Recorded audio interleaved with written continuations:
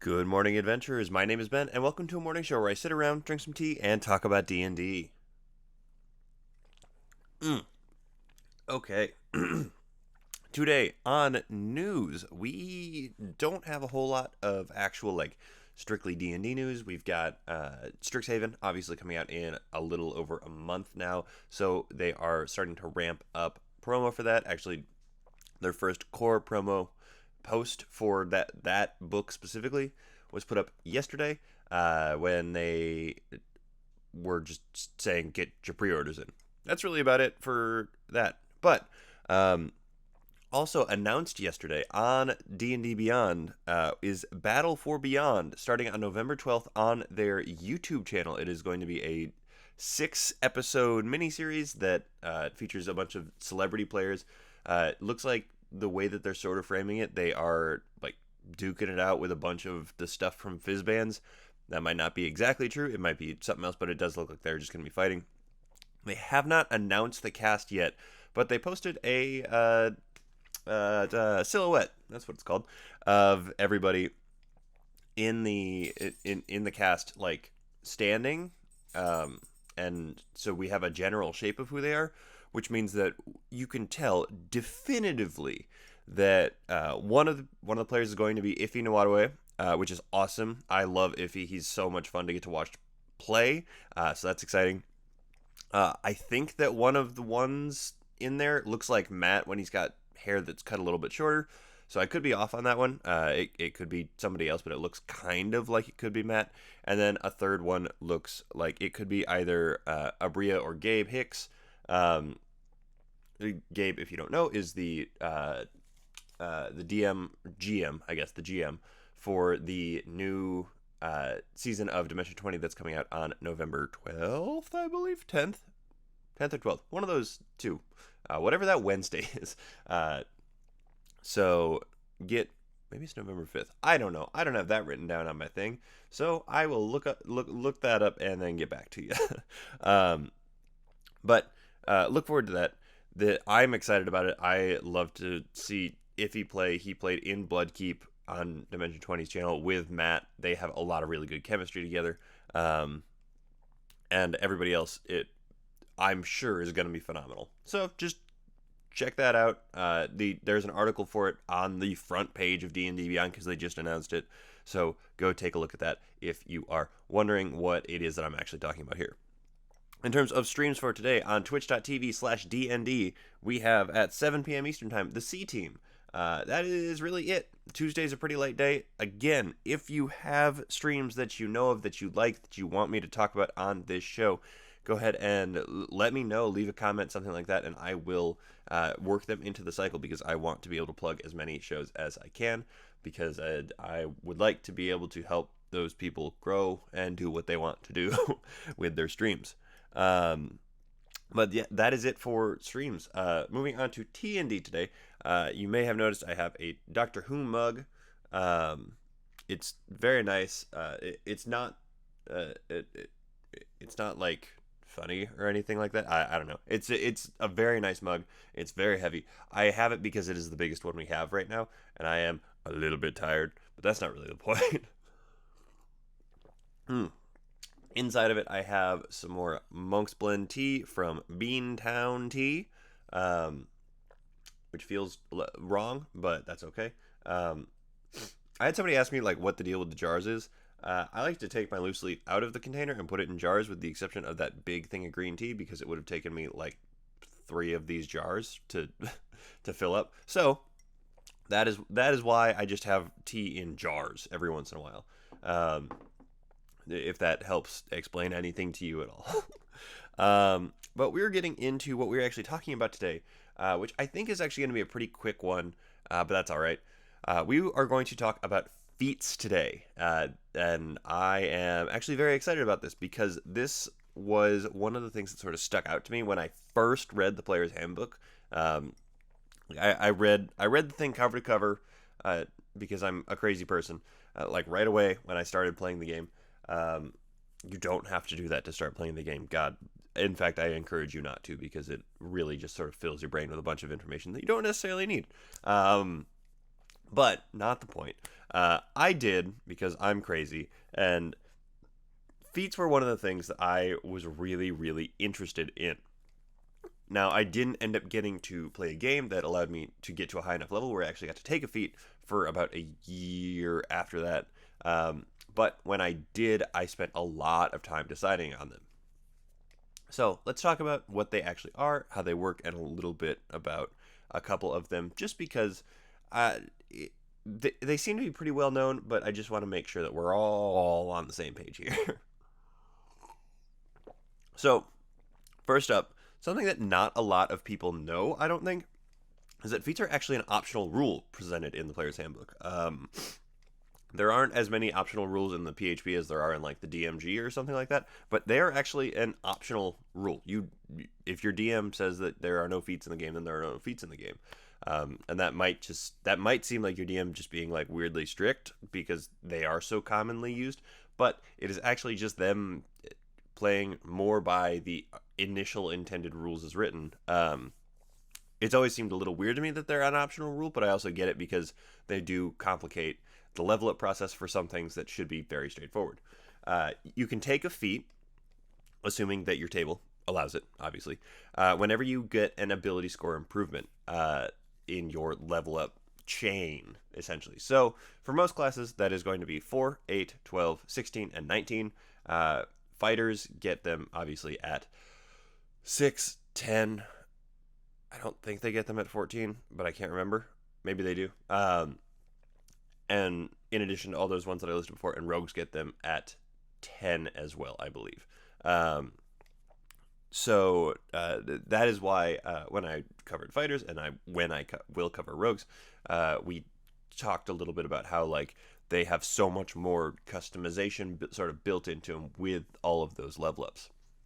Now, you forego the ability score improvement that you are getting at that point in lieu of getting a feat. So you can't get both the ability score improvement and the feat. Well, you can't, but that's not really the point. Another good way, especially for DMs, for players to get feats is to have them train or go on certain quests or something like that, and then give them feats that allow them to do certain things. Quick spoilers for Campaign 1 and Critical Role, I guess. If you haven't seen it yet, come back when I'm taking a sip out of this in about 6 seconds. Matt gives Keyleth the Inspiring Leader feat at the end of her Aramente. So you can sort of hand those out as rewards for quests for fulfilling like personal growth goals, stuff like that. So let's talk a little bit. Let's like take a look at a couple of these feats because honestly, there are some of them that because the feats rule is so common, you actually like they have become almost staples and like expected things of certain classes. So let's talk about these staples a little bit. There are 3 of them really that stick out to me. However, those 3 are more for like archetypal sort of things, and honestly, it could be argued that there are way more than this, but they are the ones that really sort of stick out to me because of the characters that I have gotten to play or run in my experience. They are Warcaster, Sharpshooter, and Tough. Warcaster is pretty much anybody would tell you that Warcaster is like the feat that you want to have as a spellcaster. Gives you advantage on your Constitution saving throws to help maintain concentration on spells, which is huge because all of your really big spells are more than likely going to be concentration. Not all, but you get the point.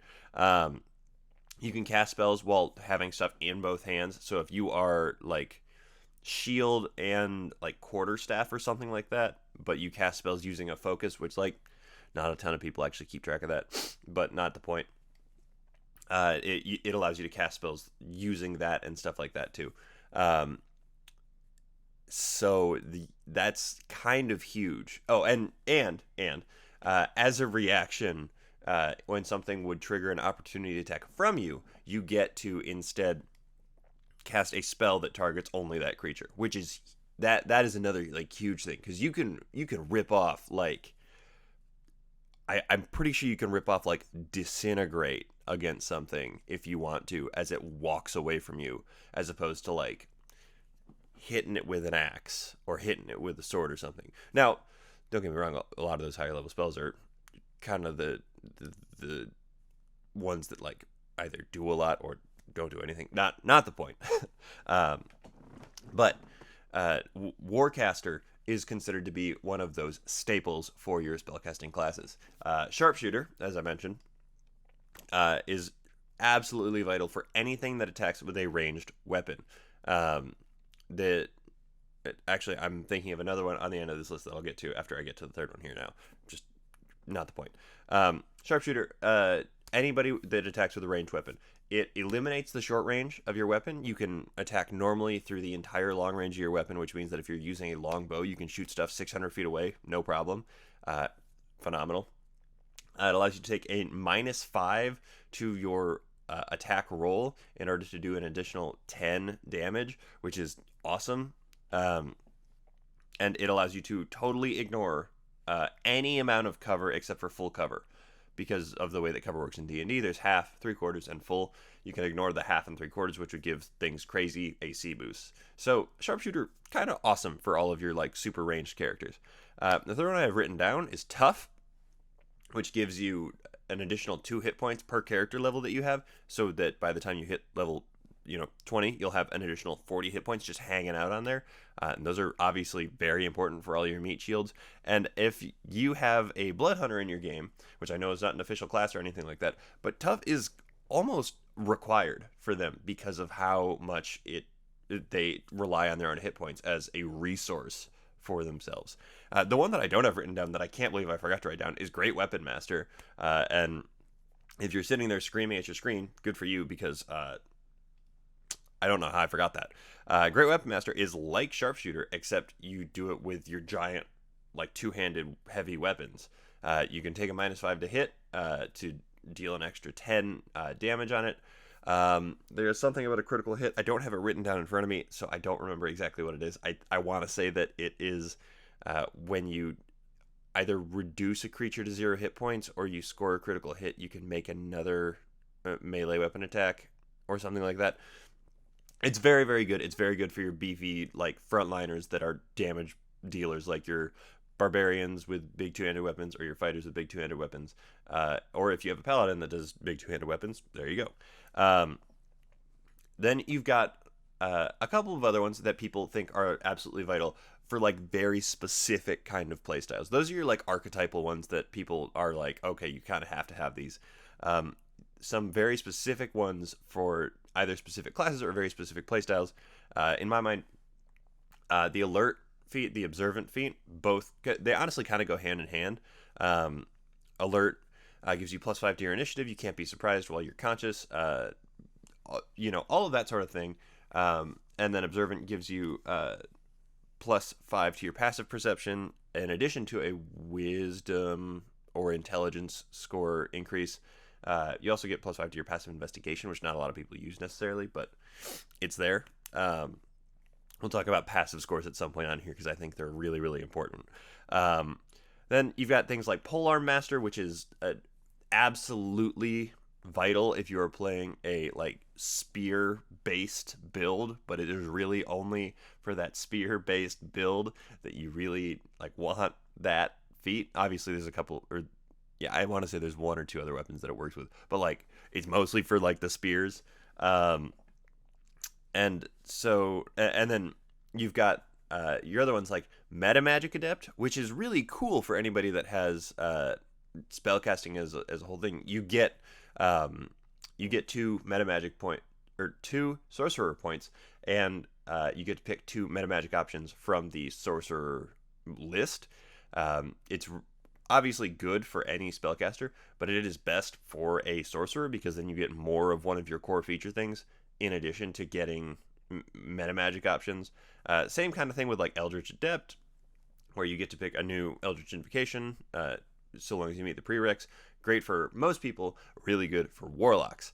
And that's just kind of like the general vibe, that like these things are vital for the very specific playstyle that you've got going there. there is really only one feat, I think, that is kind of contentious almost. It is one of the most commonly outlawed feats at tables if people are allowing feats in their games. And that is the lucky feat. It gives you 3 luck points to do with what you will. I understand why it is outlawed, but it also is it's a pretty good feat, to be totally honest with you. You get 3 luck points. It allows you to re-roll any d20 roll pretty much that you make and take whichever result you want, or it allows you to impose disadvantage on a roll that an enemy makes or something. You can do that after you hear what the original roll is. And technically, you can, using it, rules as written. Don't be a jerk to your DM and sit down and like do this to them at their table, because it really is stupid and it's not the rules as intended. But rules as written, you can give yourself, you can move from having a disadvantage on something to giving yourself triple advantage on something, because the way that it is worded allows you to roll both of your disadvantage dice, look at them, then roll a lucky die, look at it, and then pick any of the 3 d20 rolls that you want to use for that. So, like, technically, rules as written, you can do that, but please don't do that, because it really, really sucks to do. And nobody wants that at their table. Honestly, like, come on, be better than that.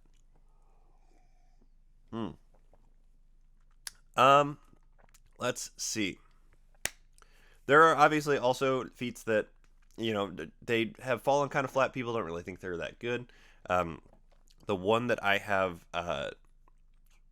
written down really more than anything here is the Tavern Brawler feat, because the core thing that it really gives you is proficiency with improvised weapons, and your unarmed strikes do a d4 of damage, and that has been pretty much written into obsolescence at this point because of, I mean, honestly, the d4 of damage is been written into obsolescence for a long time because of the monk class existing, because that's where they're at level 1.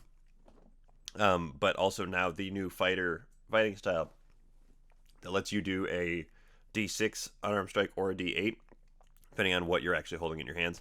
And then in improvised weapons, people don't really use improvised weapons, or if they do, you just sort of equate it to whatever the closest weapon thing is in front of you. So you've got some that are obvious misses there as well. Notes.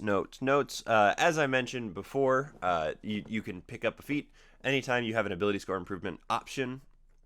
There are some that are called half feats, because they give you 1 point increase to your ability score, depending on what the feat actually says, as opposed to the 2 point, and you get a side benefit with it. There are some that are very, very good, and there are some that are not so good. You just kind of have to read through and decide what is going to be best for your character. Feats can also be picked up using, I want to say, Tasha's custom lineages, or being a variant human. There's a reason that so many of like the crazy builds that you see online start with variant human, and it's because you get a feat at first level. And that honestly might be part of the reason that it is like so deeply ingrained in people that like feats are a thing, because variant human is also presented as an option in the first chapter of the player's handbook. So you're just sort of like always thinking like, oh well, yeah, you could get a feat here, so maybe it's a thing where there's like feats available everywhere. Who knows? Okay. I'm in kind of a weird mood and headspace today, just because I've been working so much recently. Not the point. Because I think that is everything that I actually wanted to talk about with feats. They're super cool. They're super fun. They offer you a lot more customization into your character than just straight up leveling up does. But obviously, you can always forego them and just make the role play change, and that will give you like really good like meat to work with, essentially.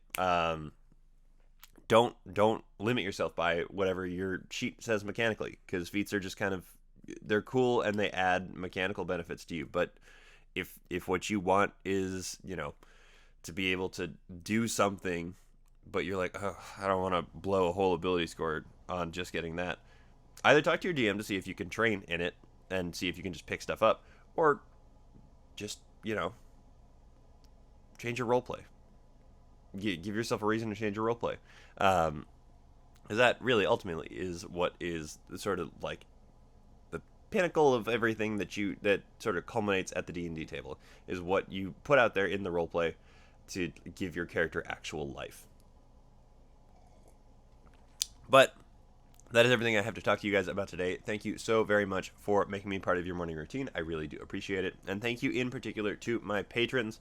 You guys are the ones that really make this show possible. If you are interested in helping support the show on Patreon, there's a link to my Patreon in the description of this video. I would really, really appreciate it. Thank you so very much. Thank you guys again very much for tuning in. I will see you tomorrow. But until then, keep on rolling.